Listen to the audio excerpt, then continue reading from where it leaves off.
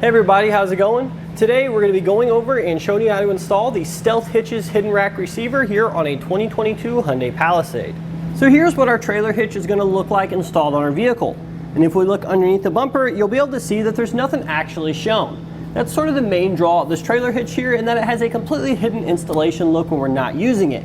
Now when we are ready to use it, it's very simple. We'll just simply take our rack receiver here, find the latching mechanism on the bottom of the vehicle, remove your rubber cap, make sure it's unlocked, and then just simply align the knob with the opening and press up to lock it in place.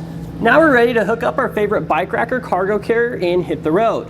Now keep in mind, the version of this trailer hitch called the rack receiver is only going to be used with bike racks and cargo carriers. It cannot be used for towing. However, you can still use this trailer hitch for towing. You're just going to need to pick up the towing kit which Stealth Hitches offer. It comes with the ball mount and the wiring as well. Now our rack receiver does have a 600-pound weight capacity, therefore there's really not going to be a limit to the number of bikes and cargo you can carry on the rear of this thing, within reason obviously. Now keep in mind, this capacity is there for the hitch only, which is actually tested separately with the vehicle. Therefore you wouldn't want to go ahead and verify the tongue weight capacity of your vehicle in your owner's manual and abide by the lower of the two rated components. Now the opening size of our receiver tube is going to be an industry standard 2" by 2", so you're going to have plenty of those cargo carriers and bike racks to choose from. Now if we take a closer look at the driver's side of the receiver, if we look up here behind the bumper, you are going to see a set of keys with a locking mechanism. So this rack receiver does come with 2 keys there, and this locking mechanism is going to allow you to secure the rack receiver to your vehicle, so you don't ever have to worry about someone coming up and taking off with it. Now when we're done using our accessories, it's very easy to remove the rack receiver. Go ahead and insert your keys into the lock core side, make sure it's unlocked, and then you just simply twist this handle until it catches in the open location, and then your rack receiver is just going to drop out.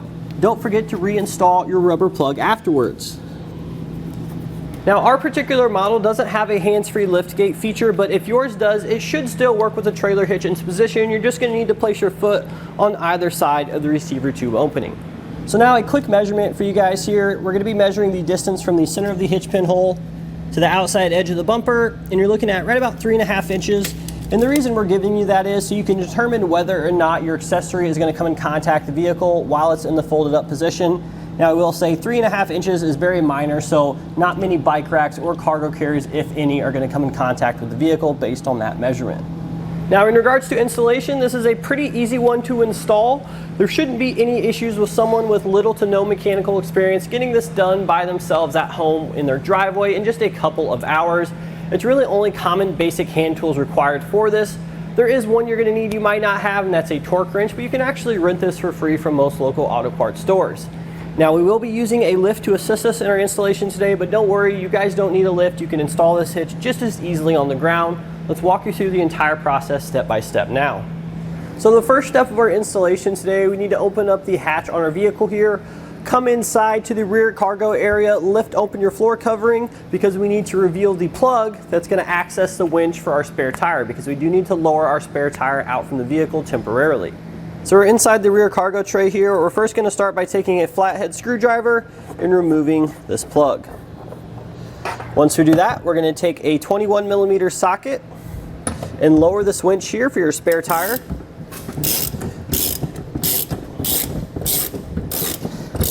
Now if you don't have a 21mm socket, the tools you're going to need to lower this are actually located inside this rear cargo area as well. Next, we're going to come underneath the vehicle over here on the driver's side. You're going to see this gravel guard located directly behind our rear wheel. This is what it looks like. We need to go ahead and remove it. So there's going to be a couple push pin fasteners on the bottom here, and there's a couple plastic nuts on the top which we'll remove with a 14mm socket. But first we're going to go ahead and start with these push pin fasteners here. They're pretty easy to get out. Just use either a flathead screwdriver or a trim panel tool to pry out the center section, and the rest of it will come with it. And once we get those all out, we're just going to take a 14mm socket. Chances are you don't even need a ratchet for this. You can just turn them by hand, but we're just going to loosen those up.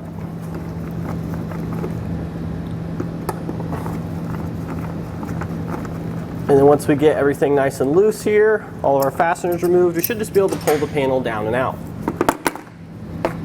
Next we'll be lowering our exhaust. So before we do that, we want to take some sort of support device. We're just going to be using a cam buckle strap. I'm going to hook it on to 2 points on the frame here. And then I'm going to pull it tight, and basically Once we remove the hangers from our exhaust, this is going to provide support for our exhaust pipe here so it doesn't fall too far down and cause any damage. Now over here on the passenger side, we have our muffler. So this is going to be held onto the body of the vehicle with 2 hangers, one up top here, and then one on the back side. We're going to spray those down with the spray lubricant first. That's going to make removal a lot easier. Now we're going to take either a metal hanger or an exhaust hanger removal tool, and we'll be removing the hanger from the isolator. So there's one. Now we have one on the back side of the muffler as well.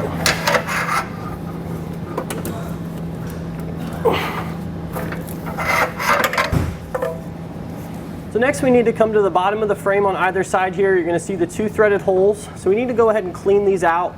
In order to do that, we're going to take a spray lubricant, spray them in there, and then come back with a wire brush, run that through there. Basically, we're just getting out any of the contaminants. And once we have them clean, we'll take one of our hardware bolts here. Just go ahead and thread that into the hole. Make sure it threads in nice and smooth. If it does, no further cleaning is needed. If it doesn't, that's when you want to come back and repeat this process. So for our next step, we need to go ahead and assemble our trailer hitch. So it's actually going to come in 3 different pieces. We have our center section here, this section over here which goes to the driver's side, and this one goes to the passenger side. So it's pretty easy to put together. There's only 4 bolts per side. We're going to be using the 3/8 bolts that come in your kit along with these flange nuts. So go ahead and just install all the hardware on those and then torque them down to the specification they list. So we're just about ready to lift our hitch into position on the vehicle. We are going to go ahead and grab a friend for this because it's going to make it a lot easier. But before I do that, I just want to briefly go over the hardware with you. So we're going to be securing it first with the 2 bolts that run inside the frame rail at the very top. So we're going to use these 1/2-inch bolts here. We're going to make sure we have a flat washer on them, and we're going to be placing them from the inside going out. So that's what we're going to use to hold the hitch up. And again, there's going to be 4 of these total, both at the top going through the frame rail. And then on the bottom of the frame, you remember the weld nuts that we cleaned out earlier. This is where we're going to install these M10 hex bolts. So there's 2 on each side. We need to place a split lock washer over there, followed up by a flat washer. So now with an extra set of hands, we'll go ahead and install our hitch on the vehicle. You do have to come up and over the exhaust on the passenger side first.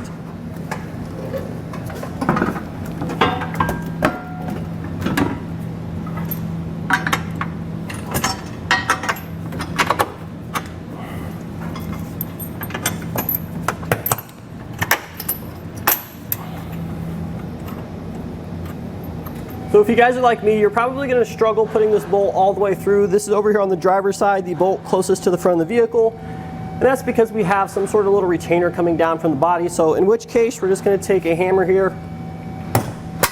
I'm just going to hit it past that little retainer. Looks like we did clip a little bit off there, but that's totally fine. That's not going to affect anything. So another point you may struggle with is over here on the passenger side.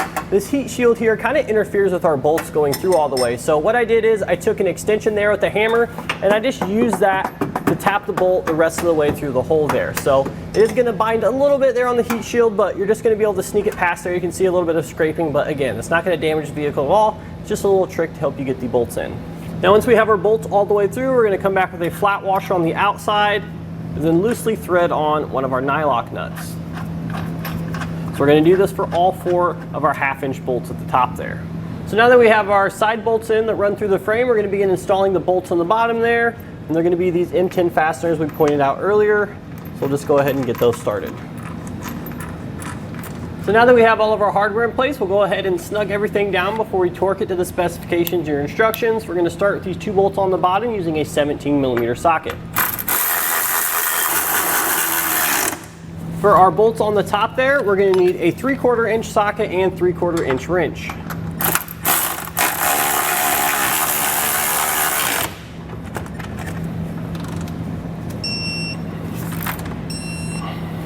Next, we're going to be installing our latching block. So this is what it looks like here. And in your kit, you're going to get these 2 bolts.